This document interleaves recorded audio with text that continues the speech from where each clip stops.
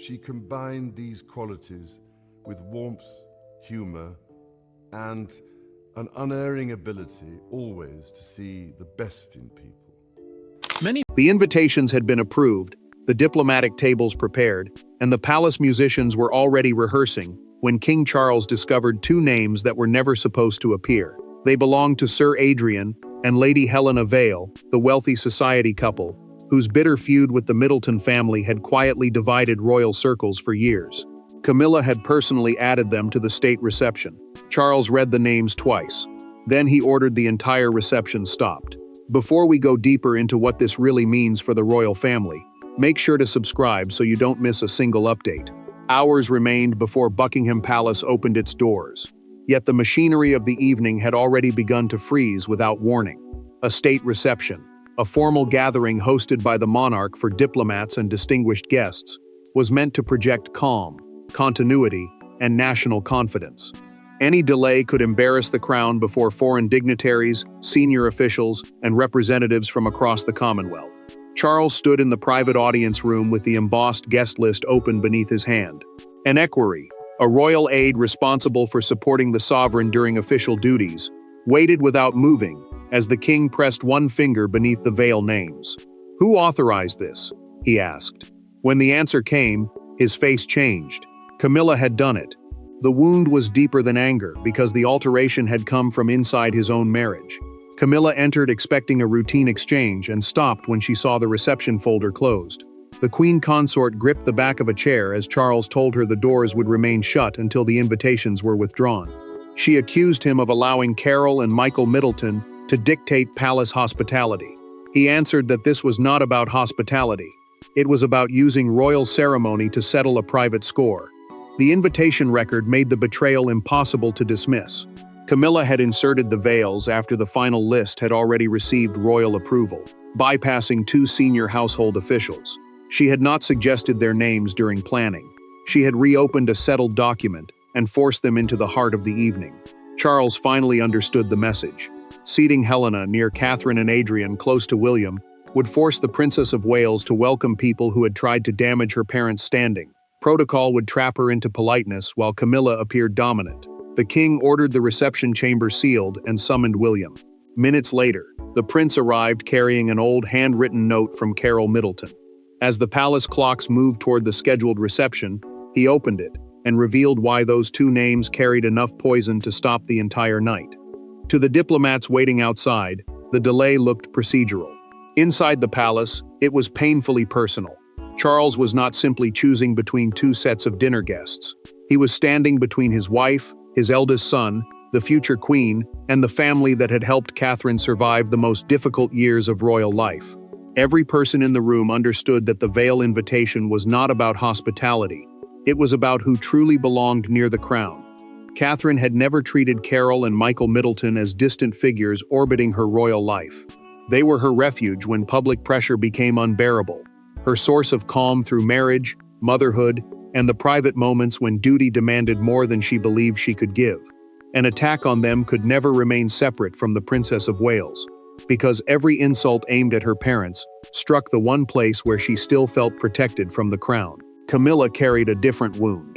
The queen consort had spent years building relationships with people who accepted her authority without hesitation, and the Vales had always stood firmly inside that circle. Sir Adrian and Lady Helena Vale never treated her as temporary, secondary, or dependent on Charles. Their exclusion, therefore, felt like more than a rejected invitation. To her, it felt like proof that Catherine's family could shape palace boundaries, while her own allies remained vulnerable. William placed Carol's handwritten note on his father's desk and fought to control his anger. The prince told Charles that Catherine would greet anyone the crown required her to greet. She would smile, speak graciously, and protect the dignity of the evening.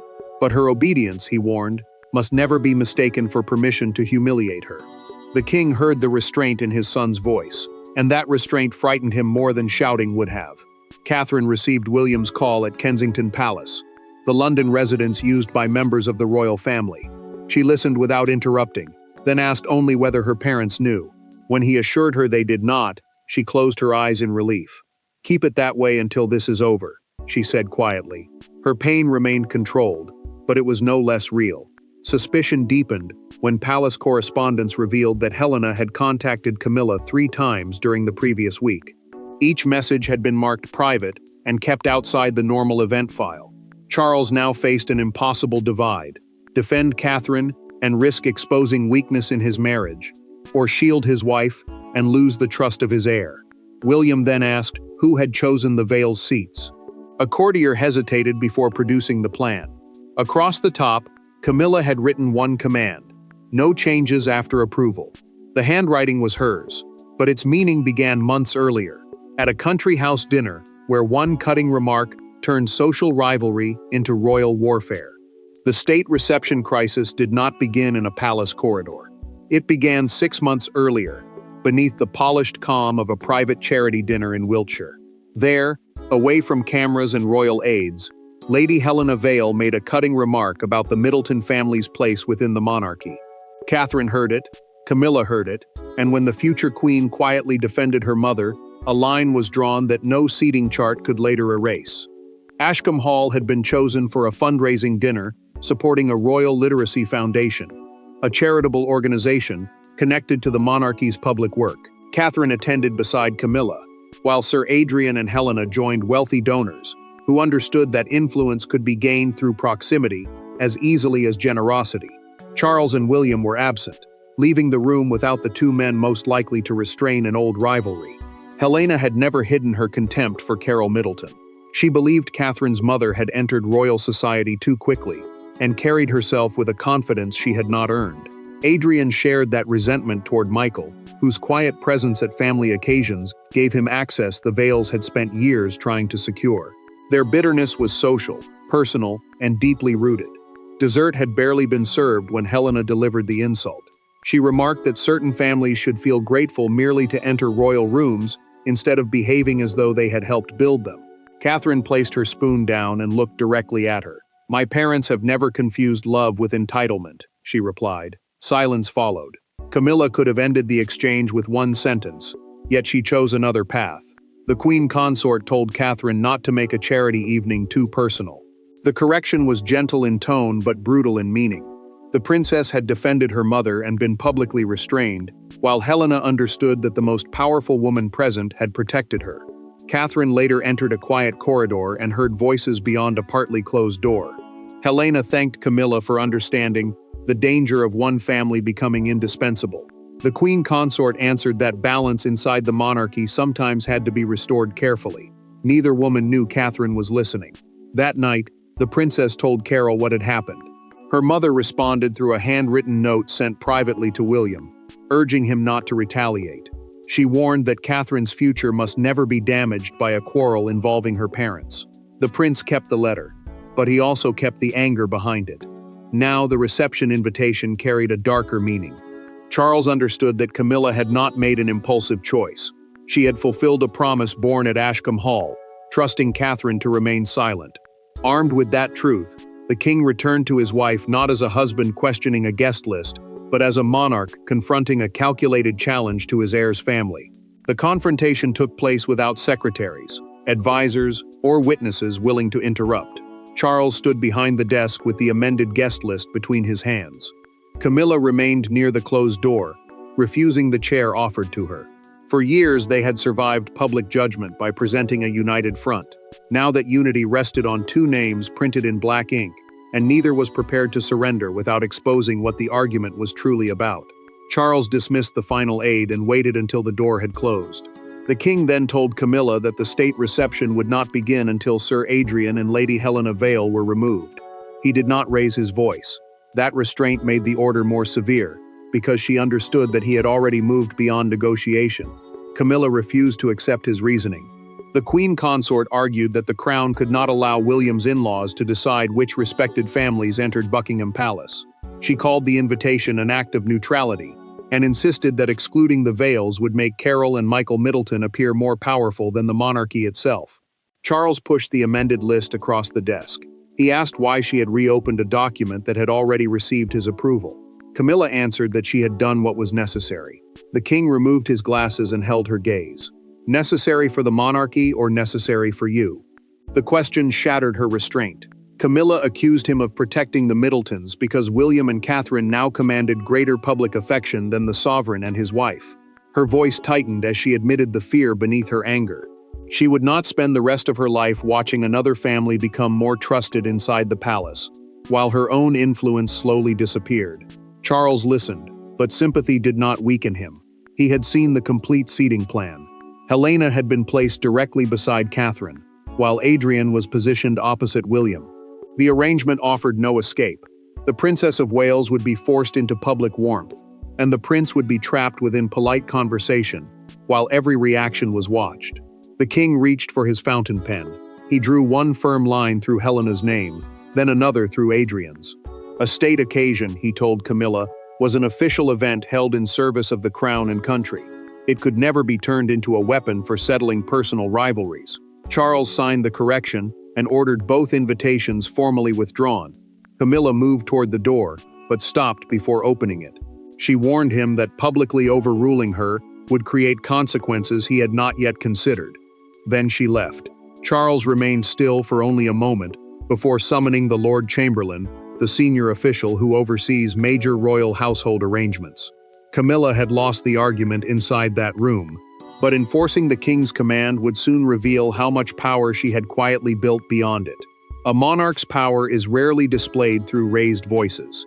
It appears in signatures, seating orders, sealed instructions, and the sudden movement of people who understand that a decision can no longer be challenged. Charles's command passed from his study into the royal household within minutes. Yet the deeper officials looked, the clearer the danger became. Camilla had not acted through one careless aid.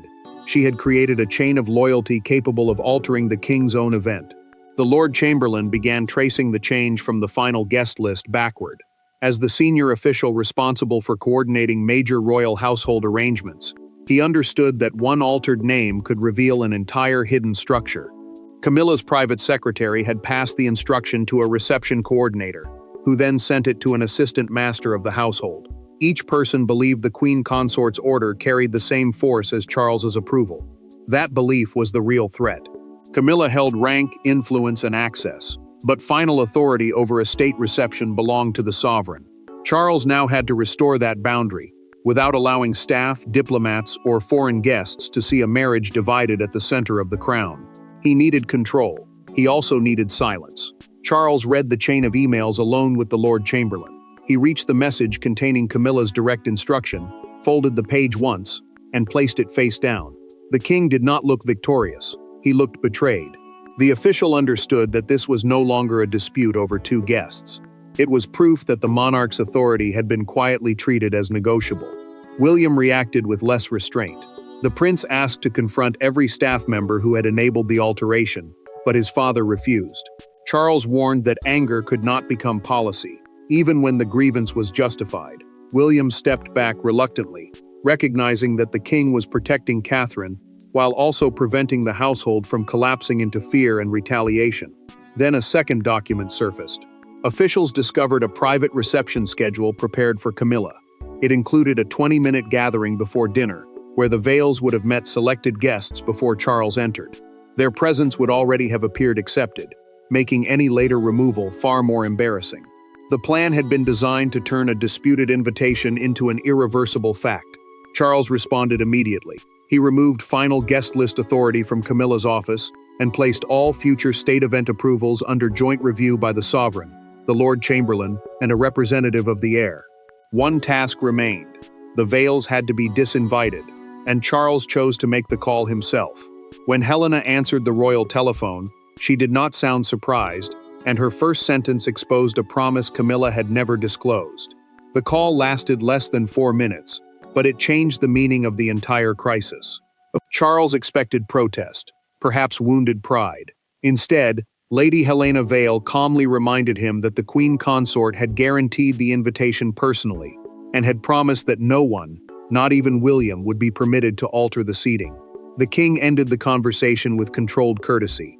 Then he turned to his private secretary and ordered every commitment made by Camilla's office reviewed immediately.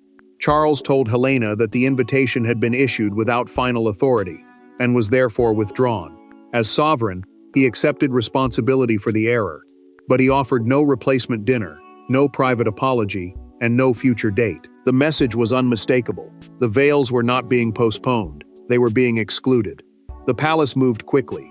Staff delayed the opening by 45 minutes, removed 2 place settings, replaced the printed seating cards, and informed foreign delegations that a household scheduling issue had caused the interruption. Every adjustment was designed to protect the dignity of the reception. Yet each correction exposed how close the evening had come to public disaster. Helena lowered the telephone at Vale House and remained silent for several seconds. The gown prepared for the reception still lay waiting nearby. She picked up the palace seating note, tore it in half, and threw both pieces aside. Camilla's protection had failed at the only moment that mattered, leaving her humiliated before the social circle she had expected to impress. Camilla received the cancellation while preparing for the reception. Her dresser had just fastened a bracelet when the queen consort read the message. She removed the jewelry, placed it sharply on the table, and asked to be left alone. The room emptied, but the silence offered no comfort. Charles had not only rejected her decision, he had exposed the limits of her power. One phrase deepened the damage. Helena had told the king that Camilla described the reception as the beginning of a necessary correction to the Middleton family's influence. The words matched the recorded account Catherine had given William after overhearing the conversation at Ashcombe Hall. What once seemed like private resentment now looked like a deliberate plan. Charles made his next decision immediately. Camilla would attend, but she would not lead the principal receiving line, the formal row in which senior royals greet arriving guests. Catherine would stand beside the king and William, while the queen consort would take a later position. Catherine did not celebrate. Before leaving Kensington Palace, she told William she would not allow Camilla to be publicly destroyed. The prince warned that the matter now belonged to Charles, but she asked for one private conversation first. With guests already entering the palace, Catherine crossed toward Camilla's room, ready to confront her without husbands, titles, or officials between them. There were no courtiers in the room, and no men present to decide which woman had been wronged more deeply. Catherine entered wearing the gown selected for the reception. Camilla remained seated before a mirror, her gloves untouched beside her. For several seconds neither spoke. The future queen had every reason to demand an apology. The queen consort had every reason to retreat behind pride. Instead, the conversation began with a sentence neither expected. "I know what it is to feel replaced." Catherine asked for 5 minutes alone and closed the door herself. The princess made it clear that she had not come to argue about seating or protocol, the formal rules governing royal conduct. She had come because her parents had been used as instruments in a struggle for influence. Carol and Michael Middleton were not pieces on a palace board. They were people who had protected their daughter when royal life became almost unbearable. Camilla did not interrupt. The queen consort admitted that she had watched the Middleton family become a place of warmth, loyalty, and emotional safety for William's household. She feared that when Charles's reign ended, everything connected to her would be quietly removed, while Catherine's family remained close to the future king. That fear had grown slowly, then hardened into resentment. Catherine listened, but she did not soften the truth. She told Camilla that fear could explain cruelty, but it could never excuse it. Her voice remained controlled as she described Carol and Michael enduring years of mockery without striking back. They had stayed silent because every angry response could be used against their daughter. Their restraint had protected the crown, even when the crown had failed to protect them. Camilla lowered her eyes toward the untouched gloves. She finally admitted that placing Helena beside Catherine had been deliberate.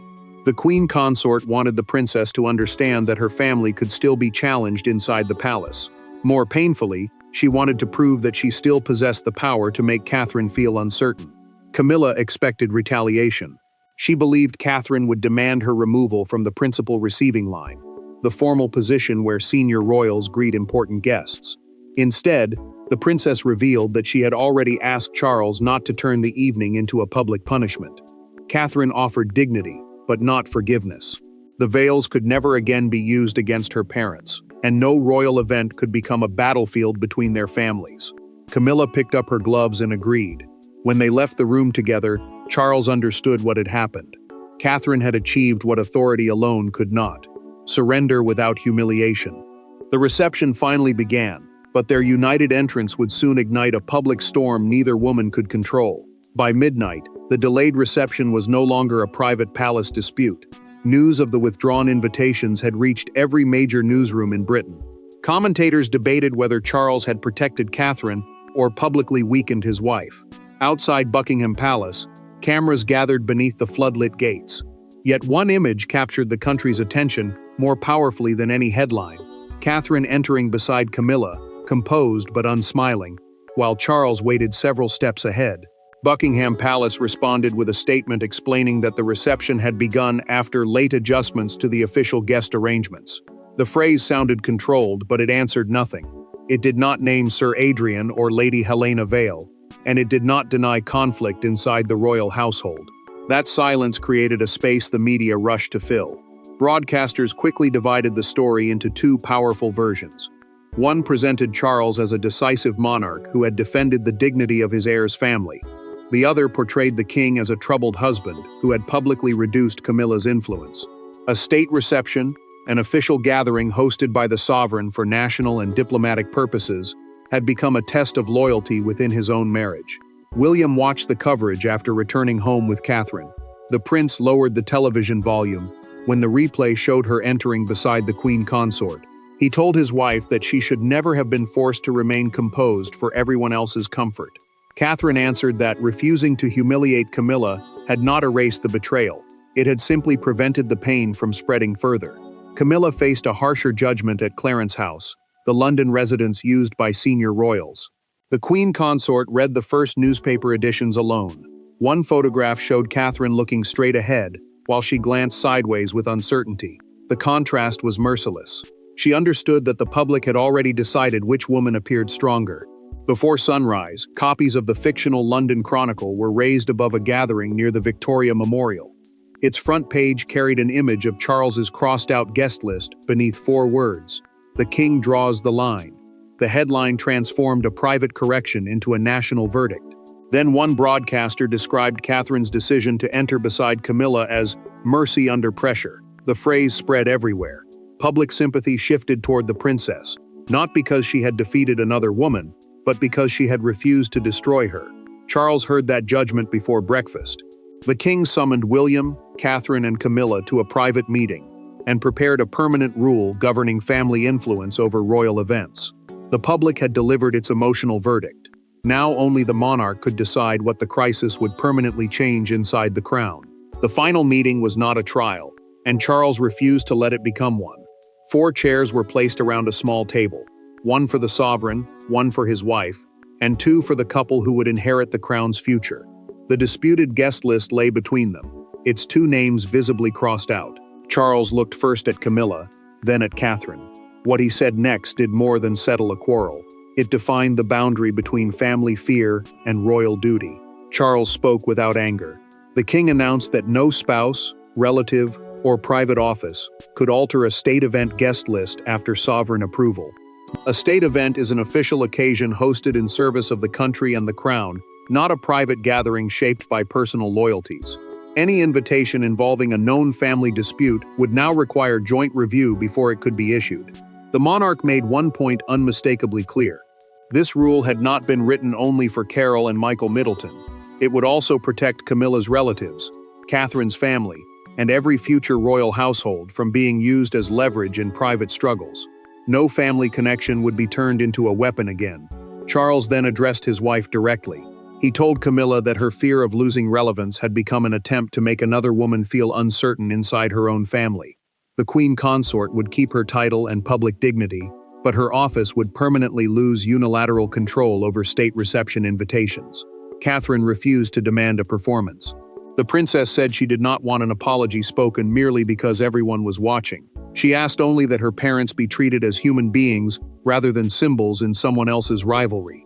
Camilla met her eyes and apologized without excuses, conditions, or blame. William had expected to leave the room angrier than he entered. Instead, the prince watched his father defend Catherine without destroying his wife.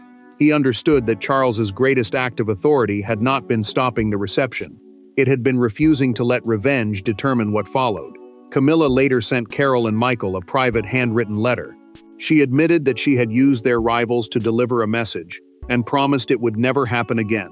The Vales remained excluded, and the new rules stayed in force. The crisis proved that the monarchy could no longer survive through silent rivalries hidden beneath ceremony.